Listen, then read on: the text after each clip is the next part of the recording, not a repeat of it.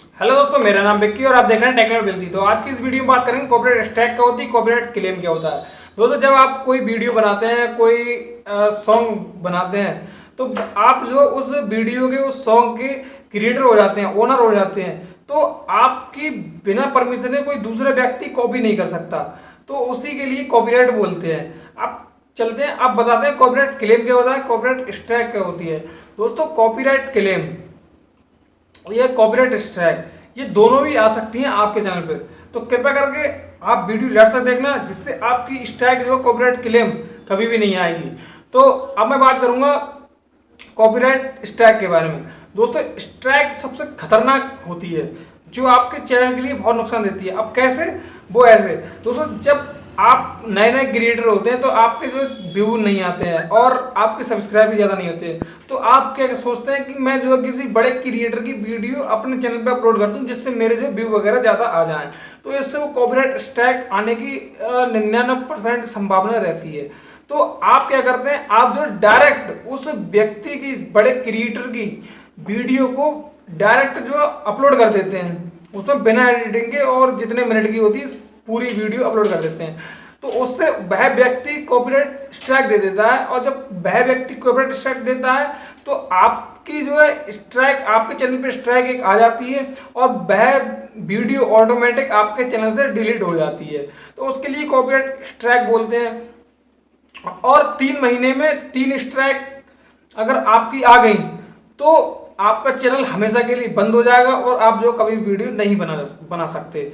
अब मैं बात करूंगा कॉपीराइट क्लेम के बारे में। दोस्तों, कॉपीराइट क्लेम क्या होता है? कॉपीराइट क्लेम मेरा भी आया था।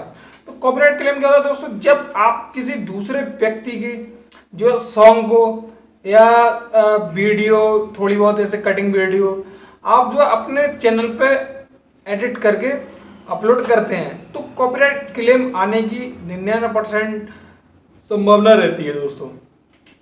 जैसे कि मान लो आपने, जैसे जी म्यूजिक कंपनी है, तो उसका कोई सॉन्ग आपने जो है 10 सेकंड का, 20 सेकंड का आपने अपने चैनल पे अपलोड कर दिया, तो आपको जो है 90% जो है 99% कॉपीराइट क्लेम आने की संभावना रहती है।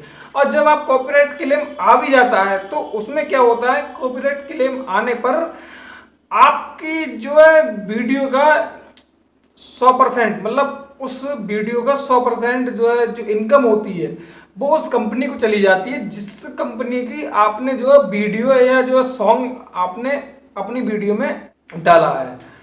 ये तो रहा कॉपीराइट क्लेम। तो दोस्तों, अब हम आपको बताएं, अगर आपका जो चैनल मोनेटाइज नहीं हुआ है, नए नए क्रिएटर हैं, तो आपके लिए ज़्यादा विशेष दिक्कत नहीं है।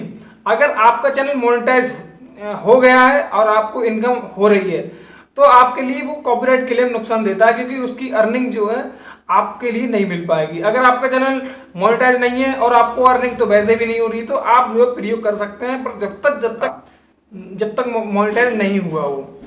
तो ये तरह कॉपीराइट क्लेम। अब इससे कैसे बचा जा सकता है, तो वो भी मैं दोस्तों आपको मैं बताऊंगा। तो दोस्तों, जब आप यूट्यूब पर वीडियो अपलोड करते हैं, तो उसमें 4 ऑप्शन होते हैं। एक अनलिस्टेड होता है, एक प्राइवेट होता है, और एक ड्राफ्ट होता है, और एक पब्लिक होता है। दोस्तों, जब आप कोई वीडियो अपलोड करें, तो आप जो है प्राइवेट करके अपलोड करें। तो उसमें क्या है, अगर आप प्राइवेट करके अपलोड करते हैं, तो उस वीडियो को आप ही देख पाएंगे, कोई दूसरा व्यक्ति नहीं देख पाएगा। जब दूसरा व्यक्ति नहीं देख पाएगा, आप किसी भी टाइम आप पब्लिक करते हैं, जैसे मान लो 2 बजे आपको पब्लिक करनी है, तो जब आप 2 बजे पब्लिक करेंगे, तो 2 बजे ही वो नोटिफिकेशन सभी आपके सब्सक्राइबर को पहुंच जाएगा। अगर आप अनलिस्टेड करके वीडियो अपलोड करते हैं, तो उसमें क्या है, आप पब्लिक तो कर देंगे, पर आपका जो नोटिफिकेशन सभी को नहीं जाएगा। तो ये जो है ऑप्शन है। तो अगर जैसे आप जो है किसी स्पॉन्सरशिप के लिए देते हैं, कोई जो है, जैसे मान लो कोई ऐड करवाना चाहता है, तो आप क्या कर सकते हैं, अनलिस्टेड पे आप वीडियो अपलोड करिए।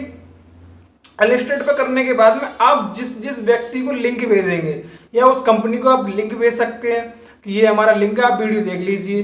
तो वो कंपनी आपकी वीडियो देख के बताएगी कि हाँ, आपने हमारा ऐड जो सही किया है।